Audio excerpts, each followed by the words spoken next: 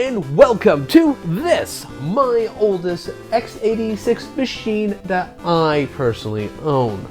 It's an IBM PC-AT Clove from Zenith, and from its documentation it appears to have been obtained by its previous owner sometime between 1989 and 1991, and based on what I've seen, it came from factory absolutely stocked to the nines. But sadly, despite how amazing in terms of specs this machine is, recently the machine took one of its biggest hits yet. The original MFM hard drive stopped reading. I don't know what happened to it. I don't know how to fix it, and since parts and replacements are virtually non-existent, I had to find an alternative.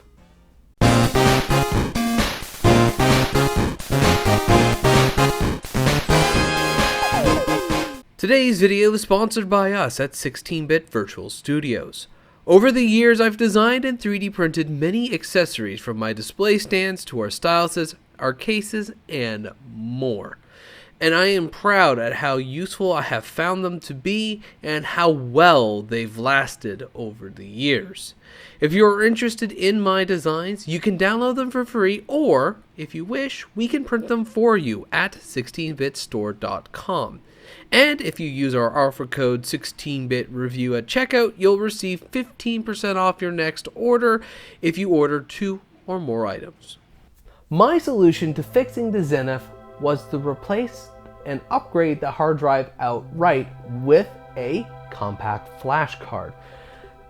Partially since compact flash would allow me full access to the computer's hard drive on another machine, which means that I can transfer all of my games to it without having to move files over one floppy at a time. But mostly because since it's cheap to replace in the future. So I got an IDE card from the internet as well as a compact flash card. I originally bought this one from Amazon, but while it says it's compliant with compact flash, it isn't. So I settled on this compact flash from one of my parents' old cameras. Well, I thought this card was going to be the silver bullet to keep this machine going for years to come, and for me to actually start enjoying it. Adding in the card was only the beginning of my problems. Sure, actually installing the card was fine, but once it was in, everything else that was still working immediately stopped. So I had to take it apart, put it together, take one part out, swap cards around. I did everything that I thought would try to fix it, and nothing worked. And after discussing it with somebody who was around when these machines were in use, we concluded that the reason was just due to the machine's age. Since back in the 1980s, when machines like this was being developed, IBM clones like it had really no standards to base its designs on. And as a result, each machine had its own way of making the hardware work. And while I did lose out on a lot of this machine's functionality, it's not that the computer is completely unusable. The 3.5-inch floppy drive, the keyboard, and the EGA graphics actually still work really well on this machine. And with the help of my modern PC, I was able to get my Zenith to be a little bit more usable than it was. When I originally got this machine, I intended to use it as my classic DOS/Windows gaming machine, much like how I have a real Nintendo Entertainment System to play its equivalent games. And depending on the game's release year, the games not only ran on my Zenith, but it ran well.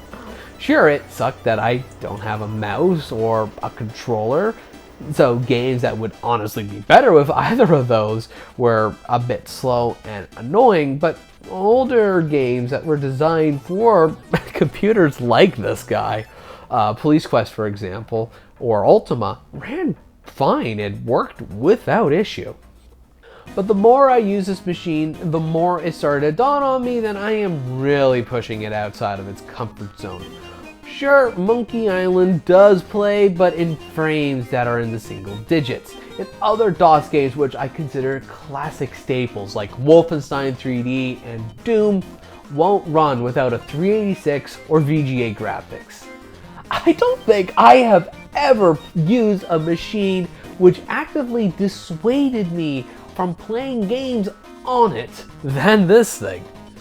So to humor myself and to appease this old thing, I decided to install some of the few obtainable office suites like Microsoft Works to see what it was like as a business computer. While playing games on it, I got the impression that the Zenith was actively trying to fight me with each and every game I tried to play on it. And I could never work out why anyone would tolerate such a disobedient computer.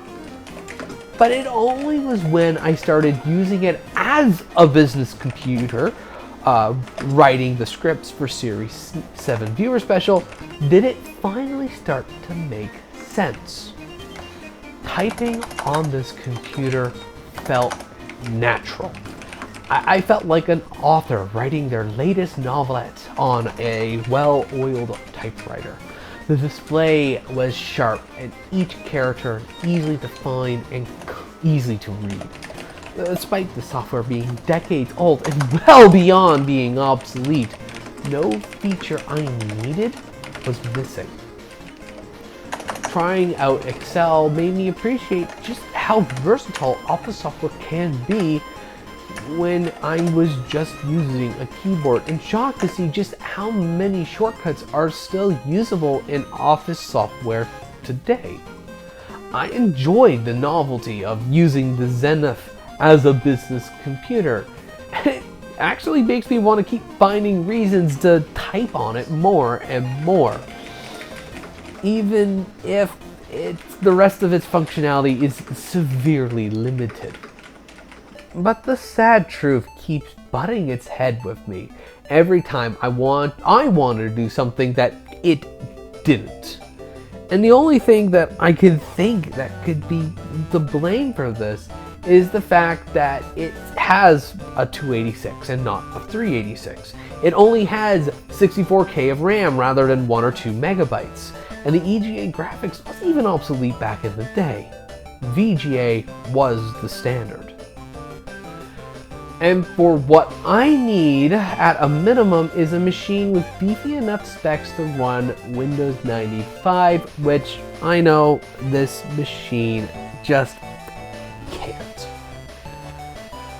And at this point, I am better served off with another computer. This Windows XP laptop from 2008. It's smaller, faster, runs the games that I want, and if I really wanted to, I can still use it as an office computer.